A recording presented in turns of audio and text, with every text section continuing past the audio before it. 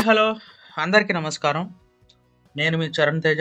మన ఛానల్కి స్వాగతం, సుస్వాగతం. ఈరోజు భారతదేశ ఆర్థిక చరిత్రలో ఒక కీలకమైన క్షణాన్ని పునః పరిశీలించేద్దాం. అదేంటంటే 2016 నోట్ల రద్దు. ప్రభుత్వం యొక్క వాదనలు, ఆర్థిక వ్యవస్థపై తక్షణ మరియు దీర్ఘకాలిక ప్రభావాలు మరియు నల్లధనం చుట్టూ ఉన్న కొనసాగుతున్న చర్చలను అన్వేషించేద్దాం. ఇది సంక్లిష్టమైన మరియు తరచుగా వివాదాస్పదమైన అంశం.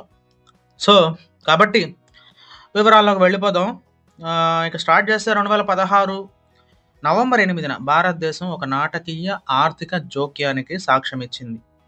500 రూపాయలు మరియు 1000 రూపాయల కరెన్సీ నోట్ల రద్దు, నల్లధనాన్ని ఎదుర్కోవడం, నకిలీ కరెన్సీని అరికట్టడం మరియు డిజిటల్ ఆర్థిక వ్యవస్థను ప్రోత్సహించడం ప్రభుత్వ లక్ష్యాలు. అయితే ఈ నిర్ణయం దేశవ్యాప్త అలజడిని రేకెత్తించింది. ఇది సుదూర పరిణామాలను కలిగి ఉంది. తక్షణ ప్రభావం: నగదు కొరత. మిలియన్ల మంది భారతీయులు తమ పాత నోట్లను కొత్త వాటితో మార్చుకోవడానికి పరుగులు తీయాల్సి వచ్చింది. ఇది పొడవైన క్యూ లైన్లకు మరియు విస్తృత అంతరాయానికి దారితీసింది. నగదు లావాదేవీలపై ఎక్కువగా ఆధారపడే అనధికారిక రంగం ముఖ్యంగా దెబ్బతింది. చిన్న వ్యాపారులు, రోజువారీ వేతనం పొందే కార్మికులు మరియు రైతులు గణనీయమైన సవాళ్లను ఎదుర్కొన్నారు. నల్లధనంపై గణనీయమైన అణచివేత గురించి ప్రభుత్వం యొక్క వాదనలు సందేహాలతో కూడుకున్నాయి. గణనీయమైన మొత్తంలో కరెన్సీ బ్యాంకింగ్ వ్యవస్థకు తిరిగి వచ్చినప్పటికీ ఊహించిన నల్లధనంలో ఎక్కువ భాగం వాస్తవానికి చట్టబద్ధమైనదని సూచిస్తుంది. తిరిగి పొందిన నల్లధనం యొక్క ఖచ్చితమైన పరిధి చర్చనీయాంశంగా ఉంది. నోట్ల రద్దు డిజిటల్ లావాదేవీలను ప్రోత్సహించాలని కూడా లక్ష్యంగా పెట్టుకుంది.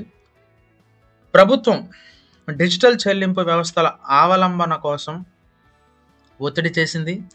తక్కువ నగదు ఆధారిత ఆర్థిక వ్యవస్థను సృష్టించాలని ఆశించింది.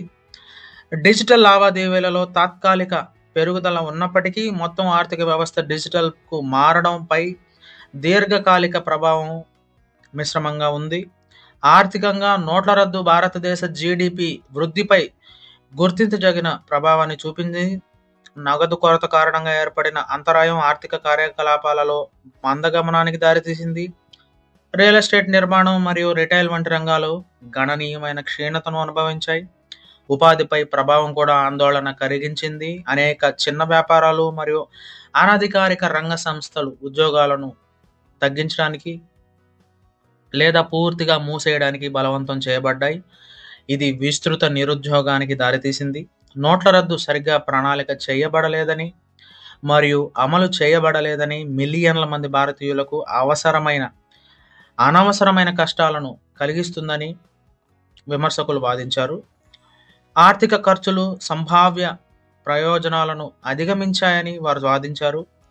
మద్దతుదారులైతే మరోవైపు అవినీతిని అరికట్టడానికి మరియు మరింత పారదర్శకమైన ఆర్థిక వ్యవస్థను ప్రోత్సహించడానికి నోట్ల రద్దు అవసరమైన చర్య అని వాదించారు. పన్ను సమ్మతి పెరుగుదల మరియు ఆర్థిక వ్యవస్థ యొక్క క్రమబద్ధీకరణను సానుకూల ఫలితాలుగా వాళ్ళు పేర్కొన్నారు. నోట్ల రద్దు చుట్టూ ఉన్న చర్చ నేటికి సాగుతోంది.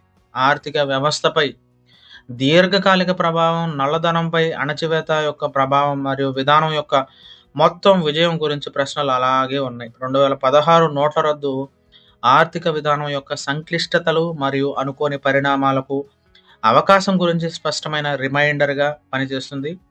ప్రధాన ఆర్థిక సంస్కరణలను అమలు చేసేటప్పుడు జాగ్రత్తగా ప్రణాళిక, సమగ్ర విశ్లేషణ మరియు పారదర్శక కమ్యూనికేషన్ యొక్క ప్రాముఖ్యతను ఇది హైలైట్ చేస్తుంది. సో ఇది భారత ఆర్థిక వ్యవస్థ యొక్క స్థితిస్థాపకత మరియు దాని పౌరుల అనుకూలతలకు ఒక గుణపాఠం కూడా.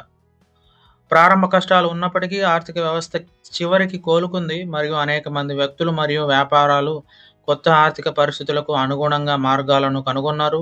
చివరికి 2016 నోట్ల రద్దు భారతదేశ ఆర్థిక చరిత్రలో వివాదాస్పదమైన అధ్యాయంగా మిగిలిపోయింది. దాని ప్రభావం సమాజంలోని వివిధ వర్గాలపై, దాని ప్రభావం మరియు దాని దీర్ఘకాలిక వారసత్వం గురించి కొనసాగుతున్న చర్చలను రేకెత్తించింది. సో ఇది సంక్లిష్టమైన మరియు బాగా చర్చించబడిన అంశం. మరియు విభిన్న దృక్కోణాలతో పాల్గొనమని మరియు మీ సొంత సమాచారం ఆధారంగా అభిప్రాయాలను రూపొందించుకోవాలని మిమ్మల్ని ప్రోత్సహిస్తున్నాను. సో 2016 నోట్ల రద్దు గురించి మీ ఆలోచనలేంటి? కింద కామెంట్స్‌లో నాకు తెలియజేయండి. ముఖ్యమైన ముఖ్యమైన సమస్యల యొక్క లోతైన విశ్లేషణల కోసం లైక్ చేయండి, షేర్ చేయండి మరియు సబ్స్క్రైబ్ చేయండి. ప్లీజ్ మర్చిపోవద్దు. సో ఇప్పటిదాకా చూసినందుకు థ్యాంక్స్. తదుపరి వీడియోలో మళ్ళీ కలుస్తాను. అప్పటి వరకు సీ యూ.